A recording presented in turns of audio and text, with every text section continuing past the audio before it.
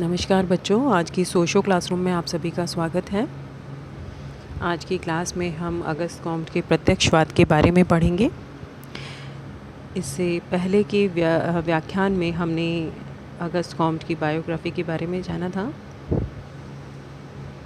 मैं आपको बतला दूं, अगस्त कॉम्ट सामाजिक विचारकों के इतिहास में प्रथम श्रेणी के समाजशास्त्री थे। ये एक प्रसिद्ध फ्रांसीसी सामाजिक व दार्शनिक विचारक थे। साथ ही समाजशास्त्र के संस्थापक, जन्मदाता और प्रत्यक्षवाद के संस्थापक भी थे।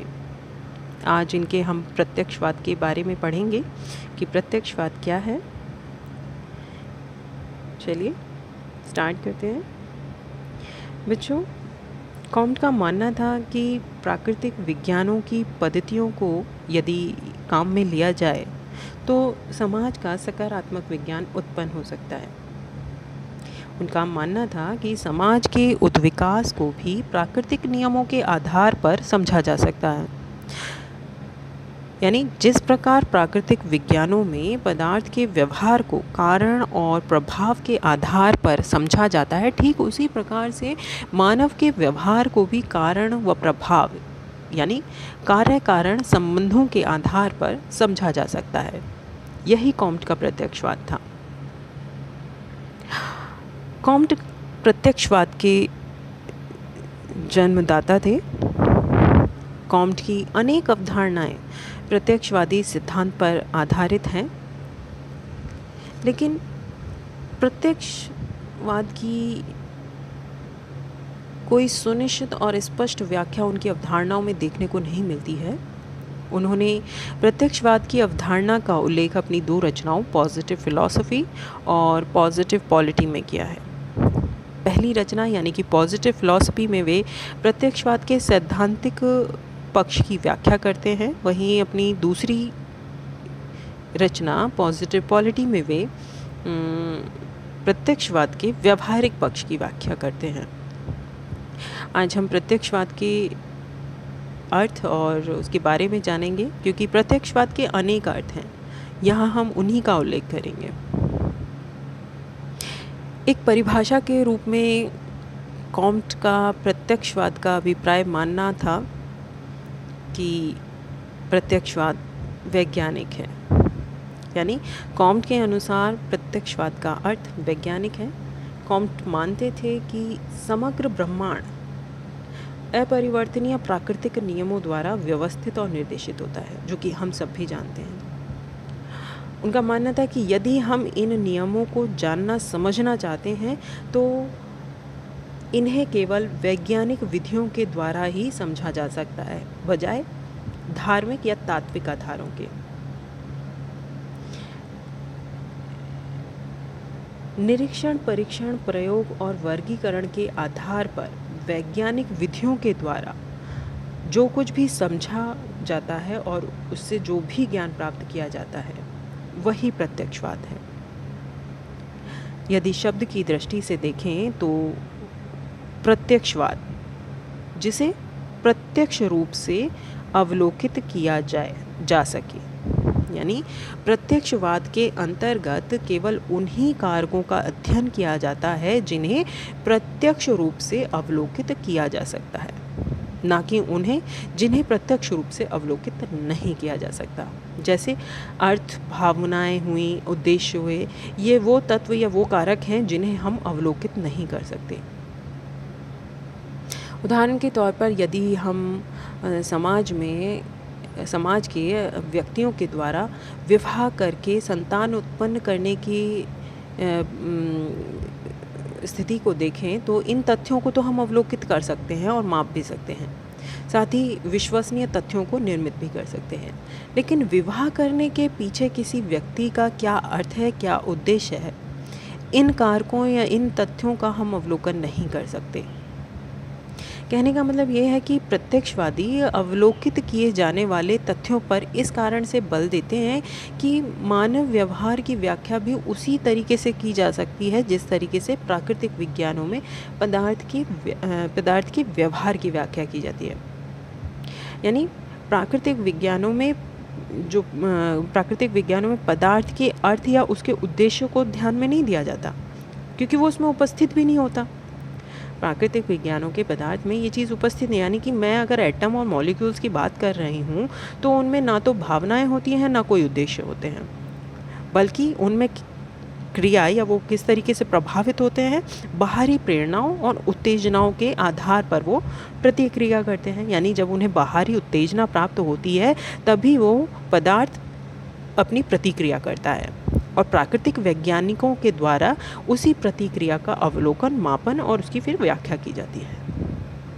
ठीक वैसे ही मानव व्यवहार के अध्ययन में प्रत्यक्षवादी उपागम भी इसी प्रकार के तर्क को लेकर आगे बढ़ता है कि समाज में कोई भी सामाजिक घटना बिन आकस्मिक रूप से घटित नहीं होती, बल्कि बाहरी उत्तेजनाओं के परिणाम स्वरूप ही घटित होती है। यानी व्यक्तियों के द्वारा विवाह करना और संतान उत्पन्न करना क्या है, उसको जब बाहरी उत्तेजना प्राप्त हो रही है तभी इस प्रकार की क्रियाएं की जा रही है, यानी विवाह और संतान उत्पन्न की जा रही है।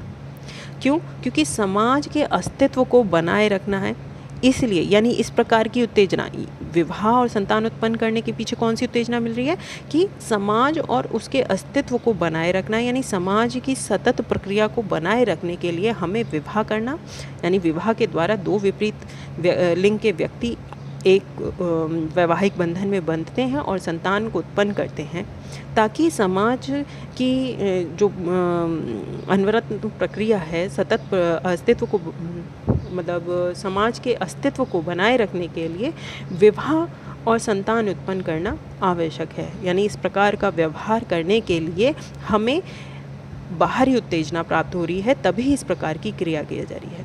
और इन्हीं उत्तेजनाओं के द्वारा जब ये क्रिया, जब कारण जो हमारे सामने आ रहे हैं, उनका हम अध्ययन आसानी से कर सकते हैं और विश्वसनीय तथ्यों के आधार पर सिद्धांतों को निर्मित भी कर सकते हैं। लेकिन किसी व्यक्ति की संतान उत्पन्न करने के पीछे या विवाह करने के पीछे क्या अर्थ, क्या उद्देश्य है, इन सब से प्रत्यक्षवाद का कोई संबंध नहीं है। दरअसल प्रत्यक्षवादियों की स्पष्ट मान्यता है कि मानव व्यवहार का एक विज्ञान संभव है और समाजशास्त्र का भौतिक शास्त्र, रसायन शास्त्र तथा जीव शास्त्र के समान वैज्ञानिक स्थिति प्राप्त करने का पूरा अधिकार है।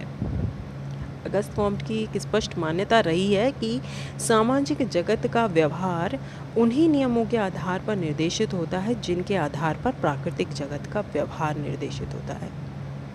अर्थात निरीक्षण, परीक्षण, प्रयोग और वर्गीकरण पर आधारित वैज्ञानिक विधियों के द्वारा सब कुछ समझना और उससे ज्ञान प्राप्त करना ही प्रत्यक्षवाद है। इन बातों को ध्यान में रखते हुए जो दो मूलभूत या आधारभूत सिद्धांत हमारे सामने आते हैं, वो हैं कि सामाजिक घटनाएं किस प्रकार घटित होती हैं या उनका क्या क्रम व गति हो सकती है, इसका अध्ययन यथार्थ रूप से संभव है।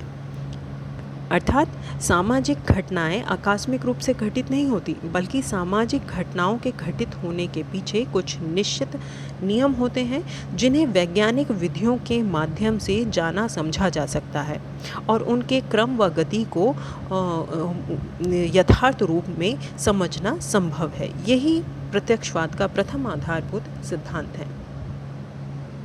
प्रत्यक्षवाद का दूसरा सिद्धांत ये कहता है कि प्रत्यक्षवाद अपने को धार्मिक और तात्विक विचारों से दूर रखने का प्रयत्न करता है, क्योंकि इनकी अध्ययन प्रणाली वैज्ञानिक नहीं हो सकती। यानी धार्मिक और तात्विक विचारों की जो प्रणाली है वो वैज्ञानिक नहीं हो सकती, और विज्ञान में तर्क को महत्व दिया जाता है, जबकि धर्म और तात्विक विचारों में तर्क को महत्व नहीं दिया जाता। मान लीजिए अगर एक व्यक्ति जहर खाकर मर जाता है तो इस घटना की व्याख्या धर्मवादी, तत्वज्ञानी और प्रत्यक्षवादी तीनों के द्वारा अलग अलग ढंग से की जाती है, क्योंकि इनका दृष्टिकोण भिन्न भिन्न है। धर्मवादी उस व्यक्ति के मर जाने को क्या कहेगा, एक दैवीय घटना मानेगा, कहेगा कि ये ईश्वर की इच्छा थी। वहीं दूसरी तरफ तत्वज्ञानी क्या कहेगा कि मिलना और बिछड़ना एक स्वाभाविक नियम है। अर्थात मृत्यु एक ऐसा अंतिम विच्छोह है जिसमें बिछड़ना और मिलना बना रहता है, किंतु इसी मृत्यु के संबंध में एक वैज्ञानिक का मत क्या रहेगा? वैज्ञान यानी जब एक मृत व्यक्ति जब डॉक्टर के समक्ष जाता है तो वे इन तर्कों को प्रस्तुत नहीं करता कि ईश्वरीय कृपा के या ईश्वर की मर्जी ऐसी रही तो वो व्यक्ति मर गया या मिलना बिछड़ना बना रहता है। वो इन सब तर्कों को प्रस्तुत नहीं करता, बल्कि वैज्ञानिक दृष्टिकोण को अपनाते हुए वे व्यक्ति के जहर खाकर मरने के कारणों को ज्ञात करता है, यानी निरीक्षण परीक्षण करता है उसका। फिर जहर के तत्वों को विश्लेषित करता है और उस व्यक्ति पर जहर के प्रभाव को देखकर ये रिपोर्ट तैयार करता है कि मृत्यु होने के क्या कारण रहे, उसके शरीर में जहर की कितनी मात्रा थी जिसके कारण वह मृत्यु को प्राप्त हो गया। स्पष्ट है कि वैज्ञानिक निरीक्षण परीक्षण और वर्गीकरण की व्यवस्थित कार्य प्रणाली के आधार पर अपने अध्ययन कार्य को जब हम करते हैं, उससे किसी विषय के संबंध में जो भी हमें ज्ञान प्राप्त होता है वही प्रत्यक्षवाद है। मैं आपको बार बार यही बात कह रही हूँ, प्रत्यक्षवाद में वैज्ञानिक विधि को अपनाते हुए यानी निरीक्षण परीक्षण वर्गीकरण एवं प्रयोग के आधार पर जो वास्तविक यानी कि यथार्थ ज्ञान प्राप्त होता है वही प्रत्यक्षवाद है। प्रत्यक्षवाद में किसी भी प्रकार के अटकल पच्चू या सट्टेबाजी का कोई स्थान नहीं होता, ना ही किसी कल्पना का स्थान होता है। कॉम्ट के अनुसार प्रत्यक्षवाद वह वैज्ञानिक मत है जिसका कि उद्देश्य समस्त मानव समाजों का, विशेषकर यूरोप के समाजों या राष्ट्रों का बौद्धिक, भौतिक और नैतिक कल्याण करना है। कॉम्ट के अनुसार प्रत्यक्षवादी प्रणाली के अंतर्गत हम सर्वप्रथम अध्ययन विषय को चुनते हैं और फिर अवलोकन या निरीक्षण द्वारा उस विषय से संबंधित प्रत्यक्ष होने वाले जो हमें प्रत्यक्ष रूप से जो तथ्य हमारे सामने हैं उनको अवलोकित करके उन्हें एकत्रित करते हैं। उसके बाद इन तथ्यों का विश्लेषण करके सामान्य विशेषताओं के आधार पर इनका वर्गीकरण करते हैं और अंत में निष्कर्ष प्रदान करते हैं।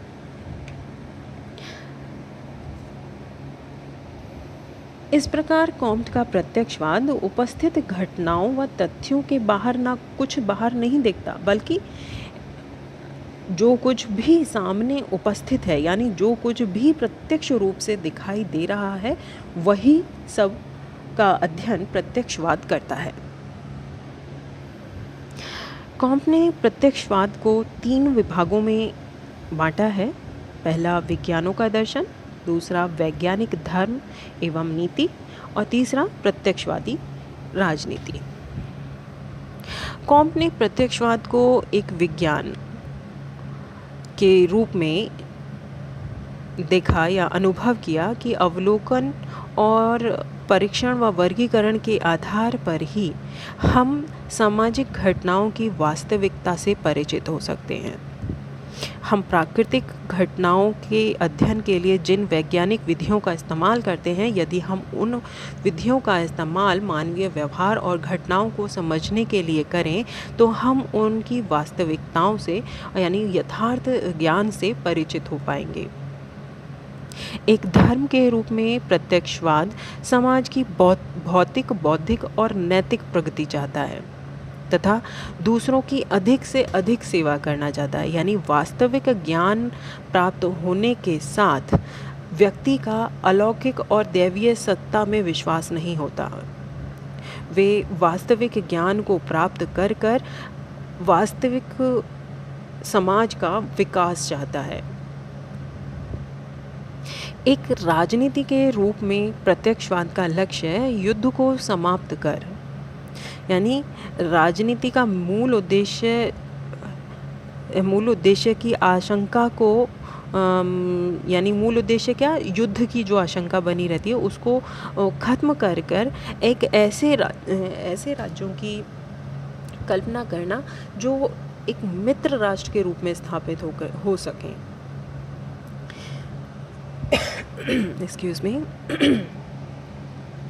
मतलब कॉम्ट का मानना था कि युद्ध की आशंकाओं को जब हम समाप्त कर देते हैं तो यूरोप के सभी राज्यों को हम एक मित्र राष्ट्र के रूप में स्थापित कर सकते हैं। प्रत्यक्षवाद के संबंध में रॉलेंस चैम्बलिंस ने भी कहा है कि सार रूप में प्रत्यक्षवाद वह चिंतन प्रणाली है जो सार्वभौमिक रूप से ग्रहण की जा सकती है।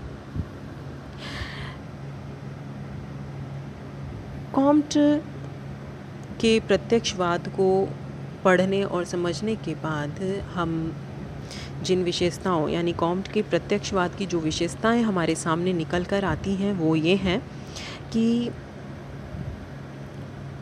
इसमें हम यानी कि कॉम्ट के प्रत्यक्षवाद यानी प्रत्यक्षवाद में समाज में जो भी घटनाएं घटित होती हैं वो कुछ निश्चित नियमों के अंतर्गत घटित होती हैं। यानी समाज में भी कुछ निश्चित नियम होते हैं जिनके माध्यम से वो घटनाएं घटित होती हैं और उन घटनाओं को हम किनके माध्यम से जान सकते हैं? निरीक्षण, परीक्षण, प्रयोग और वर्गीकरण के आधार पर समझ सकते हैं। दूसरी जो विशेषता हमारे सामने आती है वो है अध्ययन की वैज्ञानिक प्रणाली। प्रत्यक्षवाद में घटनाओं की व्याख्या संयोग या अनुमान या किसी कल्पना पर आधारित नहीं होती और ना ही किसी धार्मिक या तात्विक या अलौकिक आधार पर इसको समझा जा सकता है। इसमें पहले घटनाओं का अवलोकन किया जाता है, जो कि मैंने पहले बताया था कि पहले हम किसी समस्या का अध्ययन करते हैं, चुनते हैं, फिर उसका अवलोकन निरीक्षण करते हैं, फिर उसके बाद में उसको विश्लेषित करके वर्गीकरण करते हैं और फिर उससे संबंधित निष्कर्षों को प्रस्तुत करते हैं। तो इसमें भी प्रत्यक्षवाद में हम क्या करते हैं कि घटनाओं का अवलोकन, परीक्षण करके उनका वर्गीकरण किया जाता है और उनके बारे में यथार्थ ज्ञान को प्राप्त किया जाता है। तीसरी जो विशेषता आती है वो तार्किक व्याख्या पर बल है। यानी प्रत्यक्षवाद तार्किक व्याख्या पर यानी घटनाओं को तार्किकता के आधार पर समझकर और काल्पनिकताओं या अलौकिकताओं से दूर रखकर उन्हें समझने और तर्क के आधार पर उनकी व्याख्या करने पर बल देता है। नेक्स्ट जो विशेषता है वो है सामाजिक पुनर्निर्माण का एक साधन। यानी कॉम्ट ने प्रत्यक्षवादी सिद्धांतों के आधार पर सामाजिक पुनर्निर्माण की जो योजना प्रस्तुत की है वो प्रत्यक्षवाद के आधार पर की है।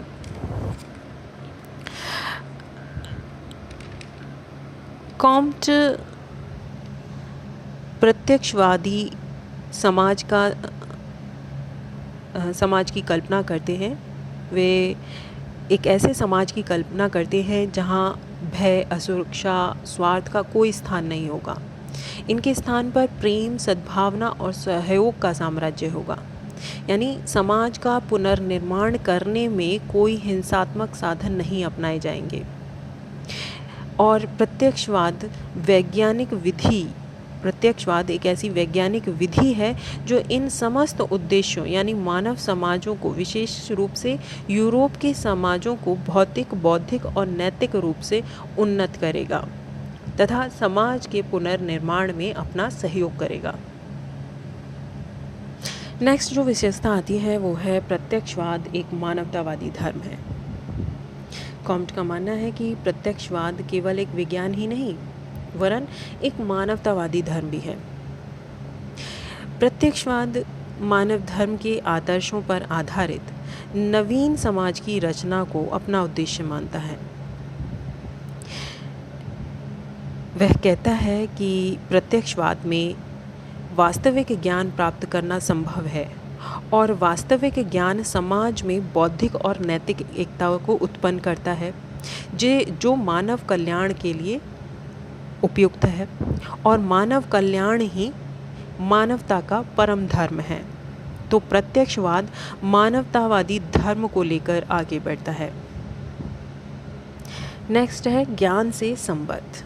प्रत्यक्षवाद का संबंध ज्ञान से है, यानी अज्ञात और अप्रत्यक्ष ज्ञान से उसका कोई सरोकार नहीं है। जो प्रत्यक्ष रूप से, यथार्थ रूप से अवलोकित किया जा सकता है, वही ज्ञान प्रत्यक्षवाद है। कॉम्ट घटनाओं की दुनिया के उस पार जाने वाले गुण रहस्य के विषय में पर्याप्त रूप से सोचते थे। इसको वे प्रत्येक पर उसी प्रकार से अनुभव करते रहे जिस प्रकार से एक नाविक उस अथाह समुद्र के विषय में सोचता रहता है, जिससे गुज़र कर उसे अपना मार्ग तय करना है। किंतु क्योंकि उस रहस्य को समझ लेना मानव की क्षमता से परे है, इसलिए उसे अपनी क्रियाओं को उसी क्षेत्र की ओर मोड़ना पड़ता है जहाँ वे फलीभूत हो सकें। इस प्रकार प्रत्यक्षवाद में उन नियमों की खोज की जाती है जो घटनाओं के संचालन से संबंधित होते हैं, यानी कार्य कारण संबंधों को ज्ञात करने का कार्य प्रत्यक्षवाद के द्वारा किया जाता है। नेक्स्ट और लास्ट जो विशेषता हमारे सामने आती है वो है धर्म एवं विज्ञान का समन्वय। कॉम्ट का प्रत्यक्षवाद धर्म और विज्ञान का समन्वय है।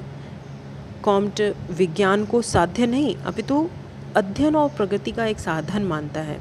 उनके अनुसार प्रत्यक्षवाद एक वैज्ञानिक सिद्धांत है जिसका उद्देश्य संपूर्ण मानव समाज का, मैंने आपको पहले भी बोला था कि संपूर्ण मानव समाज का भौतिक, बौद्धिक और नैतिक उत्थान तथा जन कल्याण में वृद्धि करता है। एक धर्म के रूप में मानवतावाद भी जन कल्याण में वृद्धि चाहता है।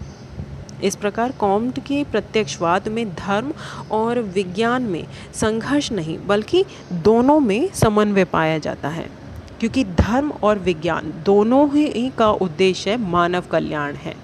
धर्म के द्वारा भी मानव कल्याण की कल्पना की जाती है और विज्ञान के द्वारा यथार्थ ज्ञान प्राप्त करके मानव कल्याण की कल्पना की जाती है। इसलिए धर्म और विज्ञान दोनों में संघर्ष नहीं बल्कि समन्वय पाया जाता है। अंत में कॉम्ट का प्रत्यक्षवाद अपने पतन की ओर हो गया, क्योंकि प्रत्यक्षवाद को कॉम्ट द्वारा एक धर्म के रूप में स्वीकार किया जाने लगा। यानी उनका मानना था कि प्रत्यक्षवाद के द्वारा भी हम वास्तविक ज्ञान को प्राप्त करके एक समाज के कल्याण की तरफ देखते हैं, वहीं धर्म भी वास्तविक ज्ञान को जानकर मानव कल्याण के प्रति मानव कल्याण के तरफ प्रवृत्त रहता है। तो कॉम्ट का जो प्रत्यक्षवाद है वो धर्म तथा विज्ञान दोनों ही हैं। इस विचार से कॉम्ट के प्रशंसक व समर्थक जो थे वो नाराज़ हो गए कि यदि धर्म और विज्ञान दोनों ही एक हैं तो प्रत्यक्षवादी अवधारणा की व्याख्या करना ही निरर्थक हो जाता है, क्योंकि कॉम्ट पहले विज्ञान यानी तर्क के आधार पर चीज़ों को देखने और समझने की बात करते हैं। हालांकि वो उसी बात पर डिग रहते हैं, लेकिन वो उन सब चीज़ों को धर्म के साथ जोड़ने लगते हैं, क्योंकि धर्म का अंतिम लक्ष्य क्या है? मानव कल्याण। और वहीं वो प्रत्यक्षवाद यानी विज्ञान को भी उसी रूप में देखने लगते हैं कि विज्ञान का भी अंतिम लक्ष्य क्या है? वास्तविक ज्ञान को प्राप्त कर मानव का कल्याण करना। तो धर्म और विज्ञान को अगर हम देखें तो वो एक दूसरे के विपरीत नहीं बल्कि दोनों में किसी तरह का कोई संघर्ष नहीं बल्कि दोनों में समन्वय पाया जाता है। इसीलिए कई बार कहा भी जाता है कि प्रत्यक्षवाद का जन्मदाता ही सबसे कम प्रत्यक्षवादी था। धर्म एवं नीति के प्रति उनका झुकाव ही उनके पतन का कारण था और सामाजिक पुनर्निर्माण की स्वप्निल योजना ने उन्हें प्रत्यक्षवाद से दूर कर दिया।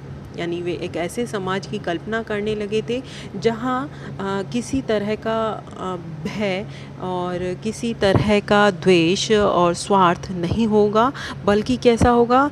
प्रेम, सद्भावना और सहयोग का साम्राज्य होगा। जैसा कि एक धर्म में भी ऐसे ही समाज, ऐसे ही राज्य की कल्पना की जाती है जिसमें व्यक्ति प्रेम, सद्भावना के साथ रहे। और उसी प्रकार के समाज की कल्पना जब अगस्त कॉम्ट करते हैं तो उनका ये प्रत्यक्षवाद से दूर जाने वाली स्थिति में वे आ जाते हैं।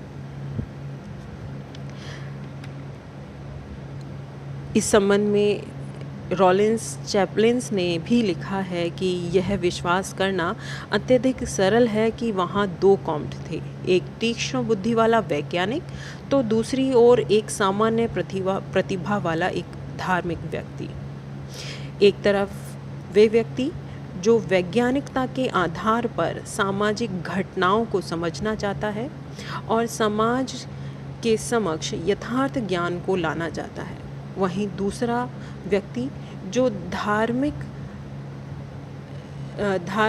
प्रवृत्तियों को आगे लेकर बढ़ता है और मानव कल्याण की बात करता है, यानी वो धर्म और विज्ञान के मिले जुले रूप को लेकर आगे बढ़ता है। यही कारण रहा कि प्रत्यक्षवाद से वे दूर होते चले गए। आज का लेक्चर यहीं पे समाप्त होता है। आगे की कक्षा में